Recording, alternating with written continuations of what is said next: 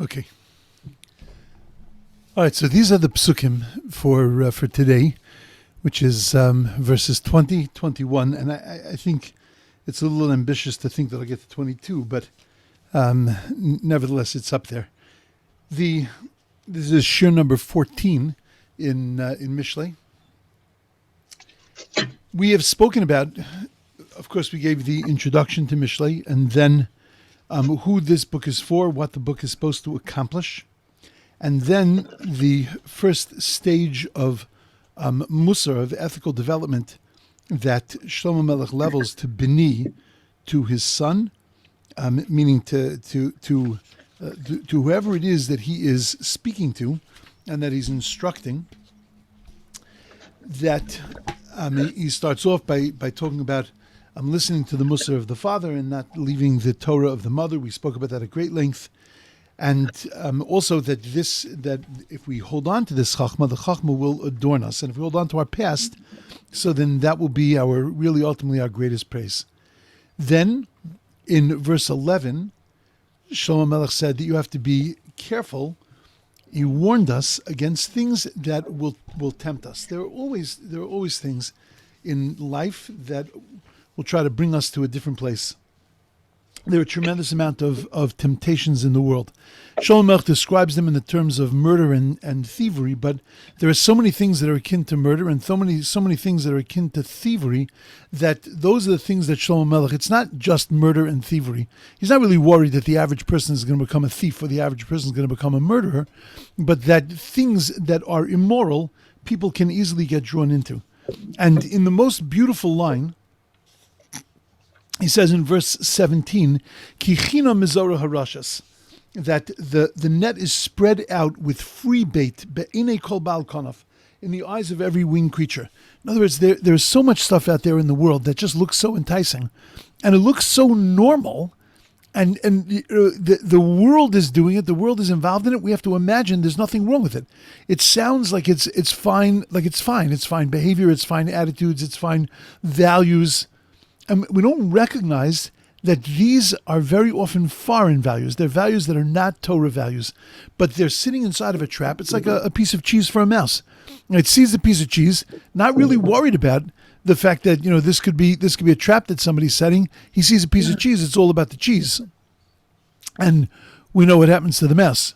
That often what he does, he comes around from the other side and he doesn't get killed. But but when you get him because he wasn't paying attention and he was just focusing on the cheese itself. And that's what Shlomo Melech is saying, that there's so much stuff out there and there are so many things that are just waiting to get us. Now, it doesn't mean that we have to see the world as an enemy, and we have to see everything in this world, every material thing in this world as an enemy, as a possible snare to us and something that will drag us down.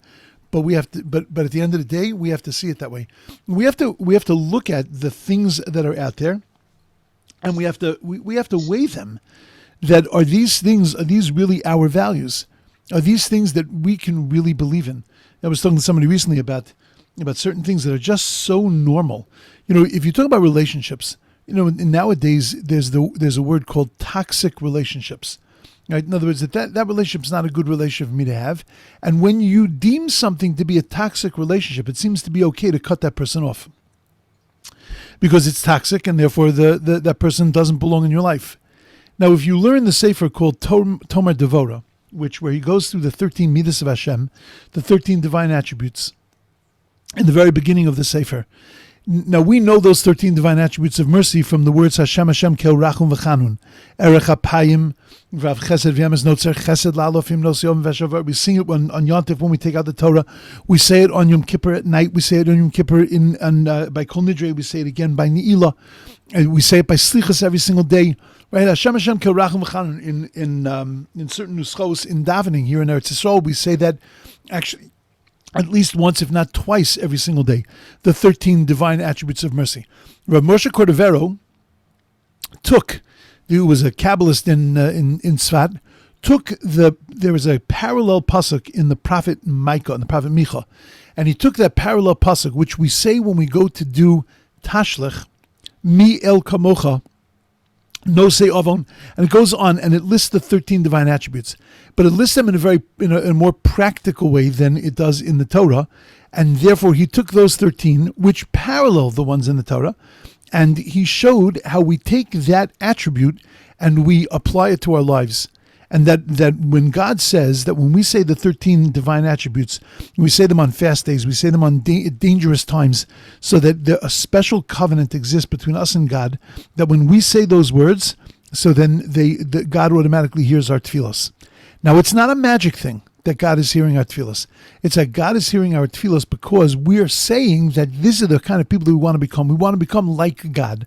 And we're saying the 13 attributes of divine mercy because we are reminding ourselves of what we have to incorporate within our own lives.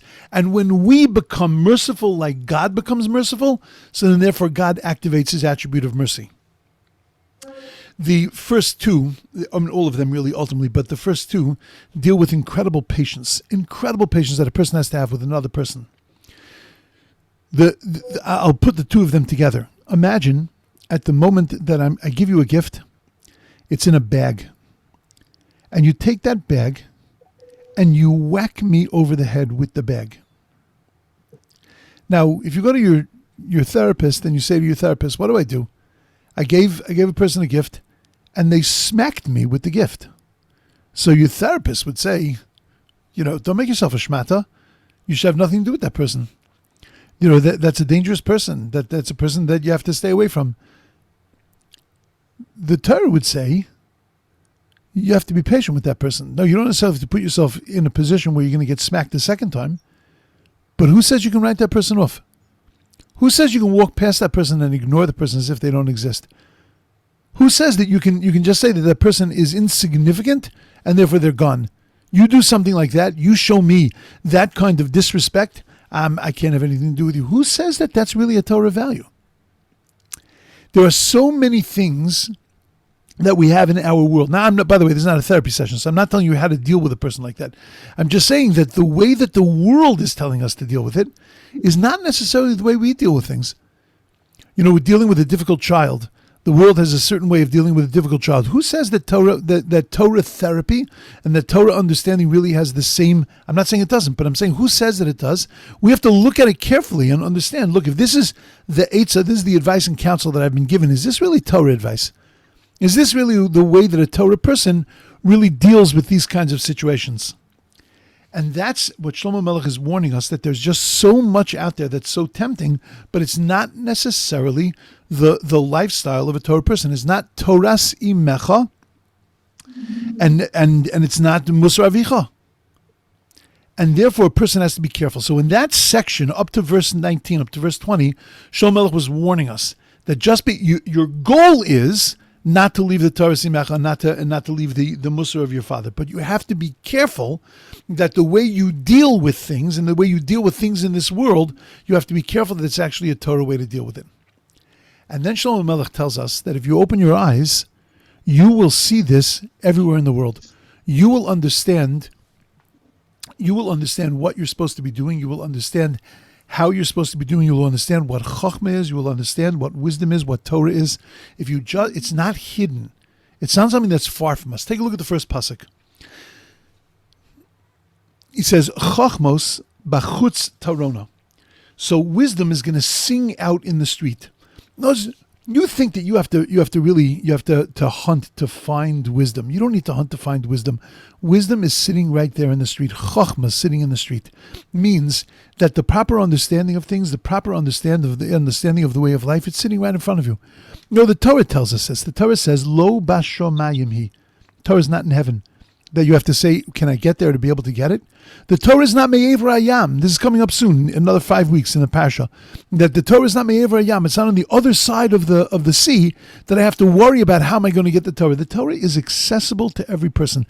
When God gave the Torah, he gave a portion of the Torah to every person, which means he made it understandable to every person. When it says lo yiyeh b'cha, you shouldn't have. God talks to us as if he's having a conversation one-on-one with every single Jew.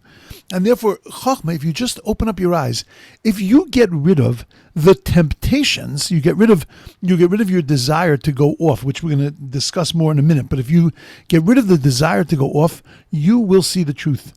The truth, the proper way to be, the proper way to live, what's really valuable, what's not really valuable, that's sitting really ultimately right in front of us. Chachmos b'chutz tarona, barachovos titen kola, and it gives its voice in the squares, in the streets.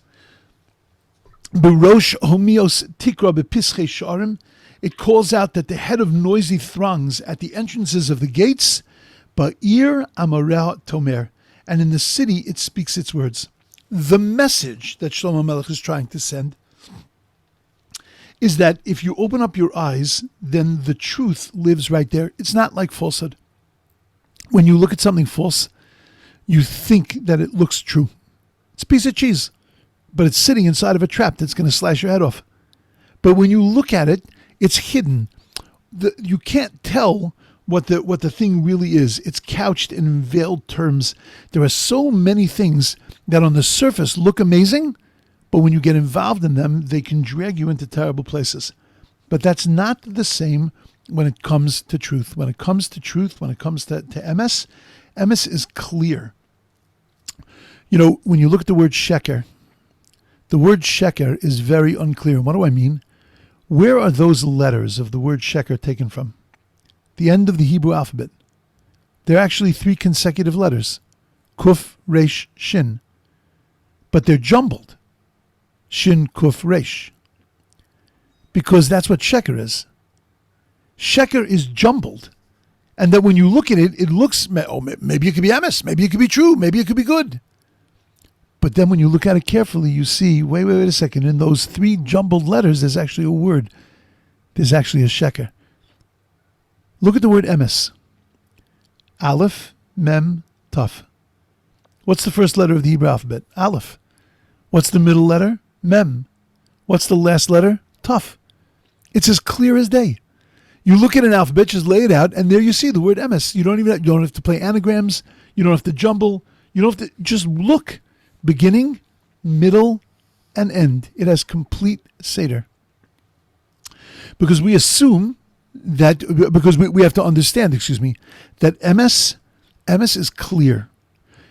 The reason why it's not clear sometimes is because there's a lot of noise and we let that get in our way.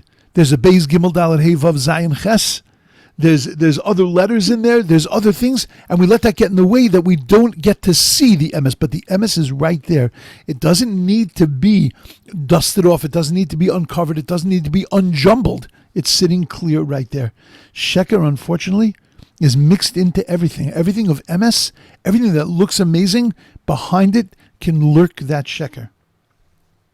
By the way, just another interesting thing. Look at the letters of the word sheker. You know, a shin is drawn in the Torah. Shin is drawn in the Torah with a point, and the three arms or legs of the shin come out of the point. Now, that's the way a sofer writes it. He writes it with a point, and then the kuf has a point. The resh has a point. Look at the aleph mem taf. Look at the word emes. Aleph has 2 legs. Mem has a flat base. It's really 2 legs. Taf, 2 legs. Emes has what to stand on. Sheker has nothing to stand on. Falsehood has nothing to stand on. But amazingly, that we often look at emes and we assume that it's sheker and that it has no leg to stand on. And we look at sheker and we assume that it has bases and legs to stand on, when it really is nothing more than confusion, nothing more than something jumbled. And what Shlomo Melech is trying to make sure that we understand, he's trying to make sure that we understand that Torah is revealed to everyone. We have the ability to be able to fight away all these temptations, to be able to deal with every single one of them. Because Torah is not in heaven, it's not on the other side of the sea, it's not far away from us, it's not difficult for us to attain. All it requires is just to open our eyes. Okay, but let's take one more step here. Look carefully at the psukim, the two psukim, Chaf and Chaf Aleph, that I put on the chat.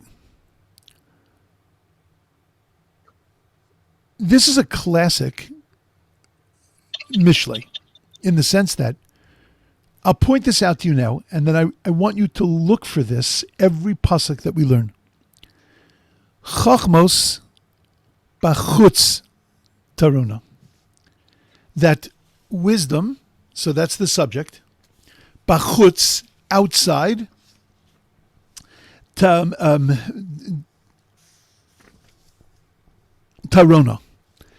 So it's going to sing out.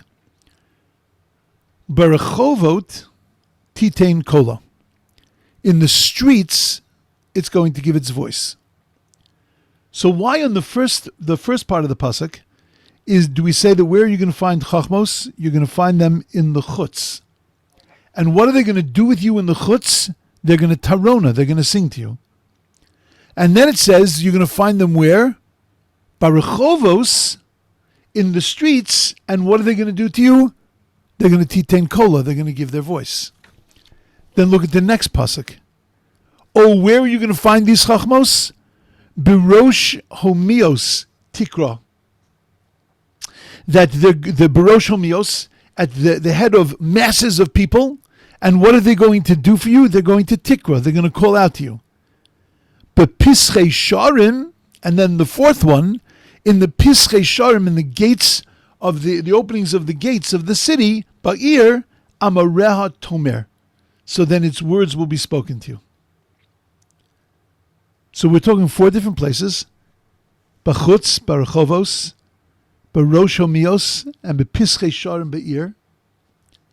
And then we're talking about 4 different calling outs to you: tarona, titain kola, tikra, and amira tomar.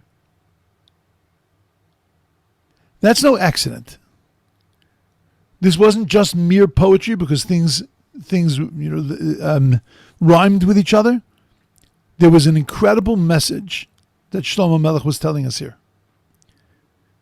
Because if Shlomo Melech wanted us to know that the Chachma is outside and it's singing to us, and if you would open your eyes and ears, you would see it, Shlomo Melech would have said that. But there is and he is saying that, but there's a deeper message that he's saying. Because, and you also have to ask, why is chutz associated with tarona, not with titain kola? Why is rechovot associated with titain kola and not with tikra or tarona? You follow? In other words, each one of them specifically is associated, each place, with a specific verb. Why that verb? Why bechutz tarona, berechovos titain kola, berosh homios tikra? Everybody understands the question? Because this question I'm going to ask a lot in Mishlei. Because you have to address, and we've done it already once. You have to address this when Shlomo Melech writes a pasuk of why he splits and he has 2 halves of a pasuk, and he has certain verbs that are used with certain words, and certain that are used with others, and why did he associate those with those? So I'll tell you like this. The message is out there, and the message is singing to you. And how do we uncover the message of truth? We uncover the message of truth by understanding the truth of Torah. We've learned in Pirkei Avos that the more Torah that a person learns, so then the more a person understands life. And that, forget about the fact that you have specific Torah knowledge. You have a much wider piece of knowledge after learning Torah. You have an understanding of what the value of the world is. What is the value system of the world? What is right? What is good? What are the priorities of the world? Through Torah, we understand much more than merely just how to keep Shemitah or how to keep Shabbos. We understand what's really valuable in this world. But it depends on the level that you engage in Torah. That is the level upon which you're going to understand the real message of Torah.